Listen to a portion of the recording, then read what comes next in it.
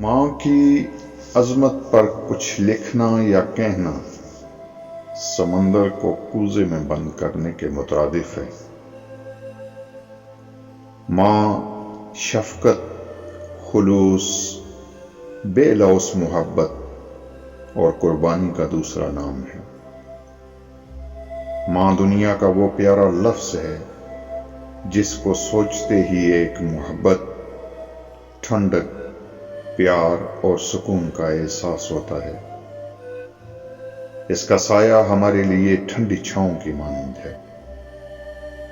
چلچلاتی دھوپ میں اس کا دست شفقت شجر سایہ دار کی طرح سائبان بن کر اولاد کو سکون کا احساس دلاتا ہے۔ اس کی گرم گود سردی کا احساس نہیں ہونے دیتی۔ خود بے شک کانٹوں پر چلتی رہے مگر اولاد کو ہمیشہ پھولوں کے بستر پر سلاتی ہے اور دنیا جہاں کے دکھوں کو اپنے آنچل میں سمیٹے لبوں پر مسکراہٹ سجائے رواں دواں رہتی ہے۔ اس سے زیادہ محبت کرنے والی ہستی دنیا میں پیدا نہیں ہوئی۔ آندھی چلے یا طوفان آئے، اس کی محبت میں کبھی کمی نہیں آتی۔ وہ نہ ہی کبھی احسان جتاتی ہے اور نہ ہی اپنی محبتوں کو صلہ مانگتی ہے، بلکہ بے غرض ہو کر اپنی محبت اولاد پر نچھاور کرتی رہتی ہے۔ یہ حقیقت ہے کہ ماں کی محبت ایک بحر بے قرار کی طرح ہے۔ ماں کی بے پایہ محبت کو لفظوں میں نہیں پرویا جا سکتا۔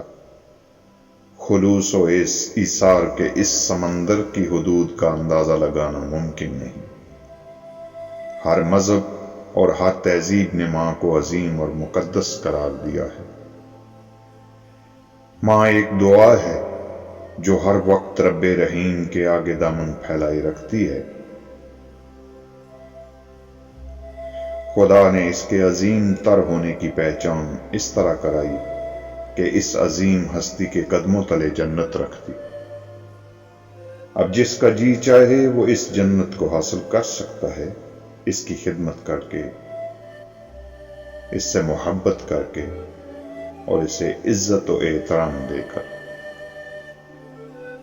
ہر رشتے میں خود غرضی شامل ہو سکتی ہے مگر ماں کے رشتے میں کوئی خود غرضی شامل نہیں ہوتی۔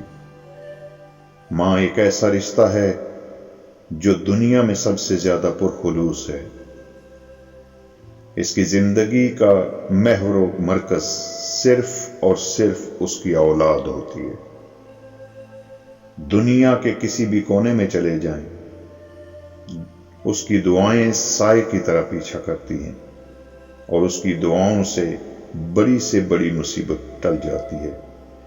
وہ بے قرار ہو تو عرش کو ہلا دیتی ہے۔ ماں کی قدر و قیمت ان لوگوں سے پوچھیں جن کی مائیں بچپن میں اس جہان فانی سے کوچ کر جاتی ہیں۔ ماں کے بغیر انسان اس شاخ کی مانند ہے جو زمانے کی تیز ہواؤں اور دھوپ کی تپش کے بغیر کسی سائبان کے سامنا کرتی ہے۔